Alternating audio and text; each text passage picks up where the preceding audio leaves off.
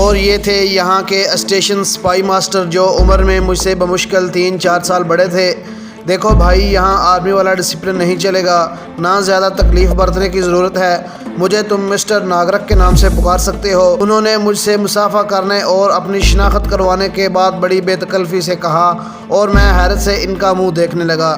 دراصل spy master کا کام کرنے کا اپنا ایک طریقہ کار ہوتا ہے۔ یہ میری دنیا نہیں تھی، مجھے تو سوئے اتفاق سے اس دنیا میں آنا پڑا تھا، بالکل اسی خلائی جہاز کے مسافروں کی طرح جو اپنے سفر کے دوران خراب موسمی حالات کی وجہ سے اپنے مطلوبہ سیارے کی بجائے کسی دوسرے سیارے پر لینڈ کر جائیں۔ اوکے مسٹر ناگرک، جیسا آپ پسند فرمائیں، میں نے مسکراتے ہوئے جواب دیا۔ یہ چلے گا، انہوں نے ہنستے ہوئے کہا۔ اچھا جوان، اب اٹھو اور فوراً نہا دھو کر تیار ہو جاؤ، ہم ایک شاندار ہوٹل میں ڈنر کریں گے۔ اوکے کہہ کے میں اپنی اوڑھی ہوئی چادر ایک طرف پھینکی اور اس مختصر غسل خانے میں جا گھسا جو اس کے کمرے کے ایک کونے میں بنا ہوا تھا۔ قریباً 10 منٹ بعد جب ایک معزز شہری کے روپ میں ڈنر سوٹ پہن کر میں تیار ہو چکا تھا تو مسٹر ناگرک وہاں سے غائب ہو چکے تھے۔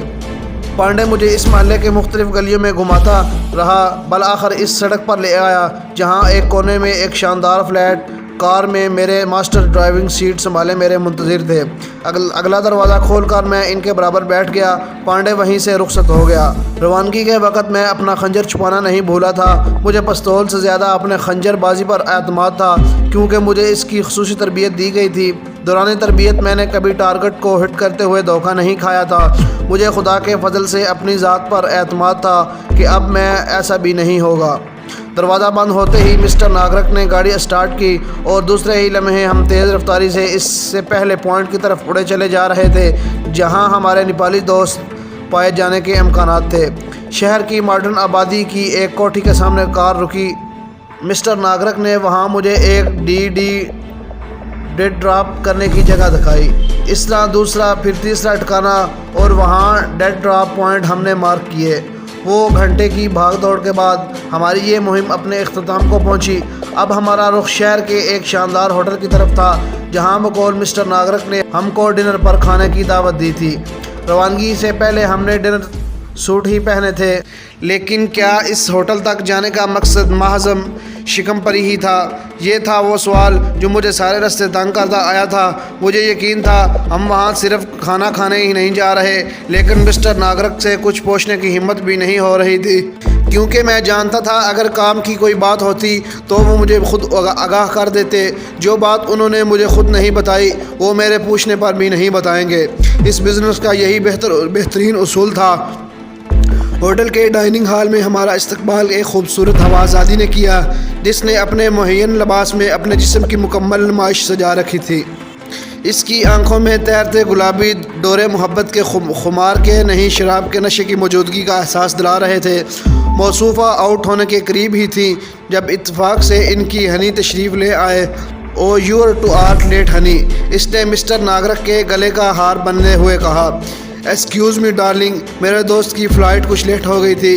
انہوں نے اپنے دوست یعنی مجھ غریب کی طرف اشارہ کیا تو وہ ان کے پہلو سے الگ ہو کر میری سمت کی۔ رمیش، میں نے دور ہی سے ہاتھ بڑھایا۔ شاردا، اس نے میرا ہاتھ تھاما اور جھک کر اپنا مکمل تعارف کروایا۔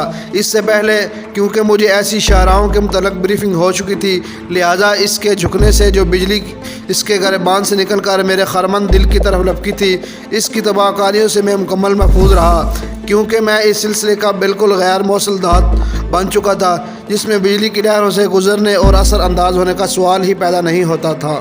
مس چادرا بہت اچھی ڈانسر ہیں۔ ناگرک نے ایک میز کی سمت قدم بڑھائے اور میں نے اچانک رک کر اس اینگلو سیکسین قسم کے سراپے پر آنکھیں جما کر لفنگوں کی طرح سنسکاری لی۔ مسٹر ناگرک نے مسکرا کر مجھے اس شاندار اداکاری پر داد دی۔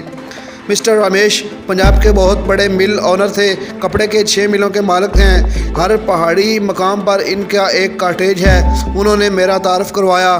اب شاردا کی باری تھی، وہ لولی سویٹ، اس نے اپنی دانست میں اچانک خود کو جھٹکا دے کر میرا جھٹکا ہی کر ڈالا۔ ہم تینوں ایک میز کے گرد جو پہلے ہی 0 تھی بیٹھ گئے۔ مسٹر ناگرک نے بیرے کو پرتکلف کھانے کا آرڈر دیا۔ ہم باتوں میں مصروف ہو گئے تھے، مجھ سے دل نوازی والے خوبصورت بنگلے کی باتیں کر رہے تھے۔ میں نے دوستوں کے ساتھ گلچھڑے اڑانے کے لیے ہی حال میں خریدا ہوا تھا۔ انہوں نے میری عمارات کا اتنا بھرپور اور شاندار نقشہ کھینچا کہ شاردا جیسی لڑکی تو کیا خود میں اپنے آپ کو برلایا اور ٹاٹا قسم کی کوئی چیز سمجھنے لگا۔ دوران گفتگو شاردا اپنی کوہنیاں میز پر جمائے اس انداز میں جھک کر میری آنکھوں میں جھانک رہی تھی، مجھے کسی بھی لمحے پگھلنے کا خطرہ محسوس ہونے لگا۔ کھانا لگا۔ شاردا نے کھانے سے پہلے میرے لیے ڈرنک تجویز کرنا چاہا تو مسٹر ناگرک نے اسے منع کر دیا۔ 3 مہینے کا برت رکھا ہوا ہے پنڈت جی نے۔ ارے یار کیا بتاؤں، اب تو ایک پل بھی گزارنا مشکل ہے، لیکن اس سالے ڈاکٹر نے بری طرح ڈرایا ہے۔ میں نے مجبوری ظاہر کی۔ مسٹر رمیش واقعی مرنے کے موڈ میں آ گئے تھے۔ پینے کے معاملے میں یہ بھی تمہاری طرح بالانوش ہیں۔ ناگرک اس کی طرف پلٹا۔ او، شاردا کی سسکاری بڑی خطرناک قسم کی تھی۔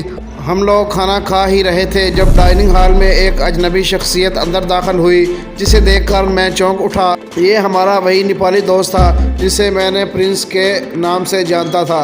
مسٹر ناگرک نے آنکھوں ہی آنکھوں میں مجھے احتیاط مخلوط خاطر رکھنے کا اشارہ کیا۔ مجھے شرمندگی محسوس ہوئی۔ واقعی ایک لمحے کے لیے میں اب نارمل ہوا تھا، لیکن دوسرے لمحے مجھے حقائق کی دنیا میں لوٹ آیا۔ مسٹر رمیش یہاں ایک بڑے اہم کام سے آئے تھے۔ مسٹر ناگرک نے بالآخر مطلب کی گفتگو کا آغاز کر دیا۔ کیا کام؟ شاردا نے آنکھیں نپٹائیں۔ میرا خیال ہے کہیں اور چل کر گفتگو کی جائے۔ میں نے بات کی تہہ تک پہنچنے کی تجویز پیش کی۔ ہاں، جیسا آپ پسند فرمائیں، شاردا بولی۔ کہاں چلا جائے؟ مسٹر ناگرک نے آہستگی سے کہا۔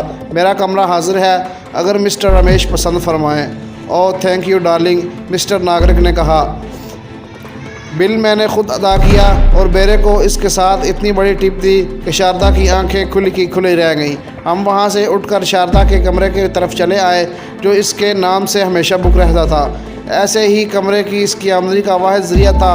وہ بڑے اونچے نظریے کی طوائف تھی۔ مسٹر ناگرک سے اس کے تعلقات کی نوعیت کیا تھی اس کا تو مجھے بھی علم نہیں تھا، لیکن یہ بات بخوبی سمجھ رہا تھا جس منصوبے پر ہم دونوں عمل کرنے جا رہے تھے وہ یہاں آنے کے بعد ان کے ذہن میں آیا تھا، ورنہ وہ راستے میں مجھے تھوڑا بہت احتیاطاً بریف کر ہی دیتے۔ کمرے میں نصب ٹیلی فون پر شاردا نے ہمارے لیے کافی منگوائی۔ مسٹر رمیش بزنس مین ہیں، انہوں نے کافی آنے کے بعد گفتگو کا آغاز کیا۔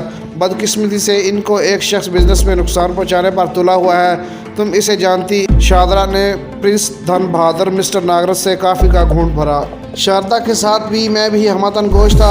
اوہ وہی نیپالی بیوقوف، شاردا نے ہنستے ہوئے کہا۔ معاملہ دور تک پہنچا ہوا تھا۔ ہاں، لیکن اس کے متعلق ایسی غلط رائے کبھی قائم نہ کرنا، وہ بہت مکار ہے۔ اگر اس نے کبھی مجھے دیکھا ہوتا تو میں اس ہوٹل کا کبھی رخ نہ کرتا۔ اسے یہ بھی علم نہیں کہ جس کنٹریکٹر کے ٹینڈر منسوخ کروا رہا ہے وہ اصل میں ہی ہوں۔ وہ کسی کا اگروال جو میرا مینیجر ہے اس کا فرم کا مالک سمجھتا ہے۔ میں اسے کم ڈھنڈو جانتا ہوں، بڑا حرام خور ہے۔ میں نے بڑی سنجیدگی سے گفتگو میں حصہ لیتے ہوئے کہا۔ مسٹر رمیش، شاردا بجلی ہے بجلی۔ ناگرک نے اس کے کندھے پر بے تکلفی سے ہاتھ مارتے ہوئے کہا۔ ہم دل نوازی والی تفریح کا پر پہلی محفل میں شاردا کے اعزاز میں منعقد کریں گے۔ میں نے پکے تماش بینوں کی طرح دانت نکالے۔ او تھینک یو، شاردا جھوم اٹھی۔ اس نے کافی کا مگ ایک طرف رکھتے ہوئے میری آنکھوں میں جھانکا۔ مسٹر رمیش ایسے کئی ہوشیار اور مکار میری جوتیاں چاٹتے ہیں، آپ آزما دیکھیے۔ دیکھ لو، اس دفعہ معاملہ ذرا سخت ہے، کہیں مجھے شرمندہ نہ ہونا پڑے۔ ناگرک نے اس کو بڑی واہیات قسم سے اشارہ کیا۔ او ڈارلنگ، اس سے پہلے کتنی مرتبہ ناکام ہو رہی ہوں، شاردا نے اس کے پہلو سے چمٹتے ہوئے کہا۔ وہ اور قسم کی نیس ڈارلنگ تھی، ناگرک نے اسے پکار کر کہا۔ شاردا، اسے کوئی مائی کا لال نہیں بچ سکتا، مجھے کرنا کیا ہوگا؟ اس نے بڑے پرعزم لہجے میں بات کرتے ہوئے میری طرف دیکھا۔